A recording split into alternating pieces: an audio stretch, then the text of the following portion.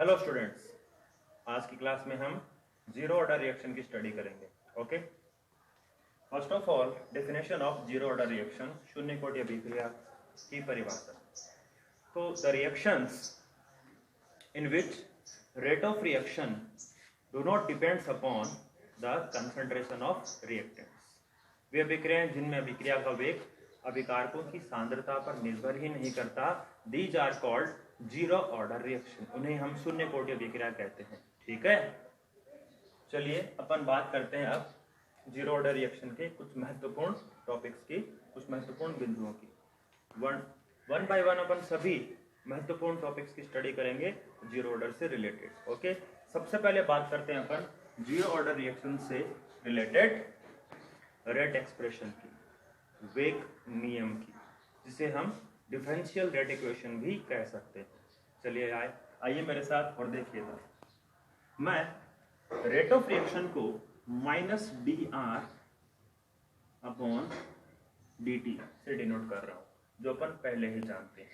Minus sign यहाँ पर concentration of the reactant के अंदर जो कंटिन्यूअसली कमी आती है उसके रेस्पेक्ट में लिखते हैं। ठीक है, तो minus D R upon D T which means the rate of reaction directly proportional to the concentration of reactant।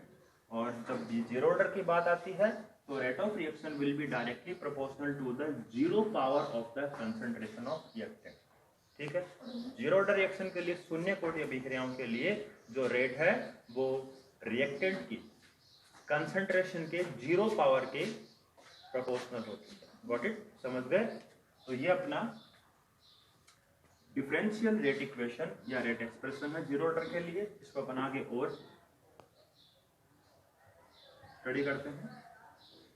Minus D R upon D T, proportional sign हटा करके अपन यहां पर ले आते हैं एक कांस्टेंट के। यहां पर जो कांस्टेंट के है ये जीरो ऑर्डर रिएक्शन के लिए रेट कांस्टेंट कहलाता है। इसको अपन rate constant of zero order reaction कहेंगे। ठीक है, so this is the rate expression और differential rate equation for zero order reaction। बात समझ में आई? अगले पॉइंट पर चलते हैं। अपन बात करते हैं यहाँ पर इंटीग्रेशनल रेट इक्वेशन की। सेकंड पॉइंट, इंटीग्रेशनल रेट इक्वेशन, समाकलित वेग समीकरण। इसके लिए हमें जो पहले ही हमारे पास सामने ये इक्वेशन आई है इसी का यूज करेंगे, डिफरेंशियल रेट इक्वेशन का यूज करेंगे। ठीक है, तो इसी इक्वेशन से मैं लिख सकता हूं minus D R is equal to K D T. ठीक है, क्रॉस मल्टीप्लाई करके डी टी को अपन किधर ले गए? ऊपर की तरफ। समझ में आ गई बात? ठीक है, या फिर मैं इसको लिख सकता हूं और D R is equal to minus K D T. समझ में आ गई बात? दोनों तरफ अपन ने नेगेटिव चार्ज से मल्टीप्लाई कर दिया। ठीक है, चलिए अपन आगे बढ़ते हैं और अपन इसको अब इंटीग्रेट करते हैं। इंटीग्रेशन में साइन लगा देंगे अपन यहाँ पे, क्योंकि हमें इंटीग्रेशन रेट इक्वेशन चाहिए, समाकलित वेग समीकरण चाहिए। जब डी आर का इंटीग्रेशन करते हैं यहाँ पे तो हमें मिलेगा R is equal to minus K. देखिए के यहाँ पर कांस्टेंट है तो उसका इंटीग्रेशन होगा नहीं, और जब डी टी का अपन इंटीग्रेशन करेंगे तो आएगा यहाँ पर टी, और यहाँ पर जब इंटीग्रेशन करते हैं तो अपन ऐड करते हैं यहाँ पर एक इंटीग्रेशनल कांस्टेंट सी। ठीक है, इक्वेशन नंबर इसको अपन 2 रख देते हैं। तो यहाँ पर जो सी है वो इंटीग्रेशनल कांस्टेंट है। अपन को सी की वैल्यू निकालनी है। सी की वैल्यू कैसे निकालेंगे? देखो ये भी एक कांस्टेंट है, इसकी वैल्यू निकालने के लिए हमें रिएक्शन के बिल्कुल इनिशियल पार्ट पर जाना पड़ेगा। सपोज करेंगे let T is equal to 0। माना सपोज किया कि टी 0 है, मतलब रिएक्शन अभी स्टार्ट ही नहीं हुई है, रिएक्शन बिल्कुल इनिशियल स्टेज पे, जहां पर अभी हमारे सामने केवल और केवल 100% कंसंट्रेशन रिएक्टेंट की है। ठीक है, तो T इक्वल टू 0 पर मैं जो R है, ये जो R है हमारे सामने, this is the concentration of reactant जो किसी टाइम T पर है। लेकिन जब टाइम को अपन ने 0 मान लिया, जब इनिशियल कंडीशन पे चले गए तो अपन इस R की जगह पे क्या रखेंगे? R0। यहाँ पर R0 जो है इसको मैं, या R0 जो भी आप चाहे वो कह सकते हैं, इस R0 को मैं कहूंगा यहाँ पर इनिशियल कंसंट्रेशन ऑफ रिएक्टेंट। तो आर नॉट क्या है, आर जीरो क्या है यहाँ पे, इनिशियल कंसंट्रेशन ऑफ रिएक्टेंट। तो जब T इज इक्वल टू 0 है तो अपना जो कंसंट्रेशन ऑफ R है will be the concentration R0 या R0। अब इनको अपन इक्वेशन नंबर 2 के अंदर रख देंगे, putting this value in the equation number 2। ठीक है, तो R की जगह क्या लिखूंगा मैं, R0 is equal to minus K, T की वैल्यू कितनी मानी अपन ने 0, तो माइनस के को अपन 0 से मल्टीप्लाई करेंगे प्लस C। देखिए ये वाला जो पोर्शन है 0 से मल्टीप्लाई होकर के क्या बन गया, 0 बन गया। तुम्हारे पास क्या रह गया, R0 is equal to C। तो कहने का मतलब है C की वैल्यू हमें मिल गई। This is the initial concentration of reactant R0। इसकी वैल्यू को, C की वैल्यू को अपन वापस इक्वेशन नंबर 2 में रख देंगे। तो वैल्यू क्या आ जाएगी, R is equal to minus KT plus C की जगह C की वैल्यू रख देंगे R0। This is the equation number 3, or we can say it is the integrational rate equation for zero order reaction। समझ गए बच्चों? ओके ओके स्टूडेंट्स, तो हमने दो तरह के टॉपिक्स जीरो ऑर्डर के लिए कंप्लीट कर लिए हैं। The first one was rate expression और differential rate equation, and the second one was the integrational rate equation for zero order reaction। शून्य कोटि अभिक्रिया के लिए अवकलित वेग समीकरण और समाकलित वेग समीकरण। अब अपन बात करते हैं third point, zero order reaction के लिए मैं यहां पर concentration of R and T के बीच में ग्राफ प्लॉट करूंगा। R and T graph, time और concentration of R means reactant, इन दोनों के बीच में अपन एक ग्राफ प्लॉट करेंगे इसी इक्वेशन का यूज करते हुए। ओके, आप इस इक्वेशन को गौर से देखें। This equation is just like y is equal to mx plus c। It is a straight line graphical equation. ध्यान से देखिए, y यहाँ पर r है, कंसंट्रेशन ऑफ रिएक्टेंट है, और x हमारे लिए यहाँ पर t है। ठीक है, इसका मतलब है कि जब r और t के बीच में ग्राफ प्लॉट करेंगे it will be A straight line, यह एक बिल्कुल सीधी लाइन हमें मिलेगी। ठीक है, तो ग्राफ प्लॉट करते हैं। तो देखिए concentration of R and T, graph plot कर रहे हैं अपन यहाँ पे। बट एक बात जानने योग्य यहाँ पे ये है कि यहाँ पर देखिए साइन है माइनस साइन, और माइनस साइन है, इसका मतलब है जो ग्राफ हमें मिलेगा that will be like this will be the graph in between R and T here. ठीक है, जो स्लोप है हमारे लिए यहाँ पे it will be minus k and the intercept is R0। तो यहां पर हमारे लिए स्लोप होगा माइनस के, ओके, और इंटरसेप्ट होगा R0। Got it? So this is the third point for zero order reaction, the graph in between concentration of R and T। ठीक है, चलिए अपन नेक्स्ट पॉइंट पे चलते हैं, fourth point for zero order reaction. Fourth point हम यहां पर बात करेंगे rate constant for zero order reaction. देखो थोड़ी देर पहले हम रेट कांस्टेंट के बारे में स्टडी करके आए, इसके लिए अपने को इक्वेशन नंबर 3 की ही जरूरत पड़ेगी। तो अब ध्यान से देखिए, बस यहां से अपने को इसी फॉर्मूले को मॉडिफाई करना है। ठीक है, और के रेस्पेक्ट में इसको निकाल देना है। तो यहाँ पर हम इसी इक्वेशन का यूज करेंगे using the equation number 3।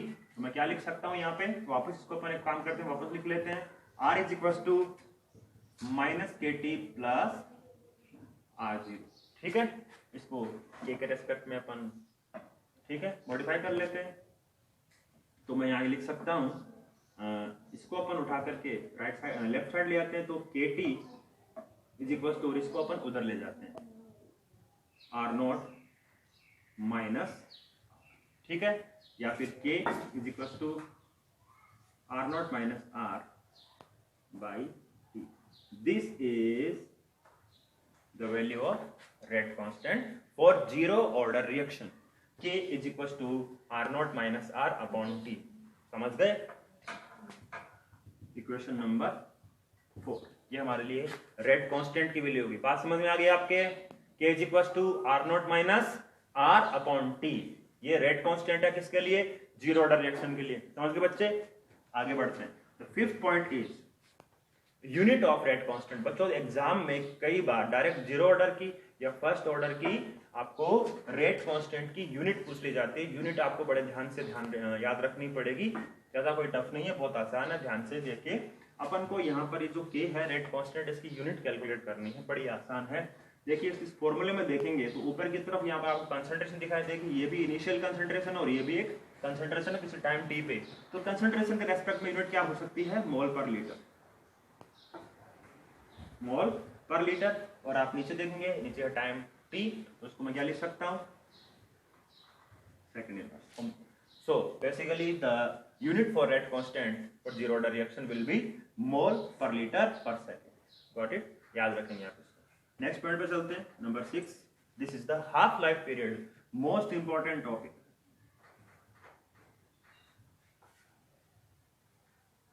Half life period की बात करेंगे अपन यहाँ पे।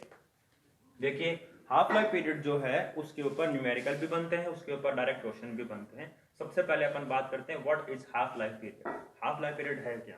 वैसे मैंने आपको पहले बता दिया था, जो पहले वाला वीडियो था उसमें बताया था कि हाफ लाइफ पीरियड क्या है, लेकिन फिर अपन थोड़ा सा रिवाइज कर लेते हैं। Half life period means the time in which the concentration of reactant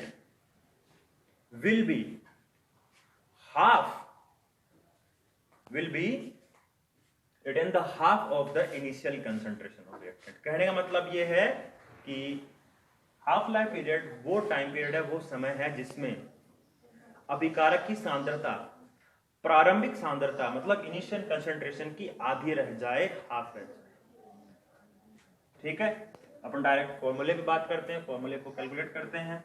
तो मेरे को वापस उसी फॉर्मूले की रिक्वायरमेंट पड़ेगी जो अपन ने क्वेश्चन नंबर 3 में लिखा था। ठीक है, चलिए 3 की बात कर सकते हैं या 4 की बात कर सकते हैं। चलो अपन 4 लेके भी इसको कैलकुलेट कर सकते हैं। तो चलो मैं 4 इक्वेशन नंबर 4 से बात करता हूँ। K = R0 -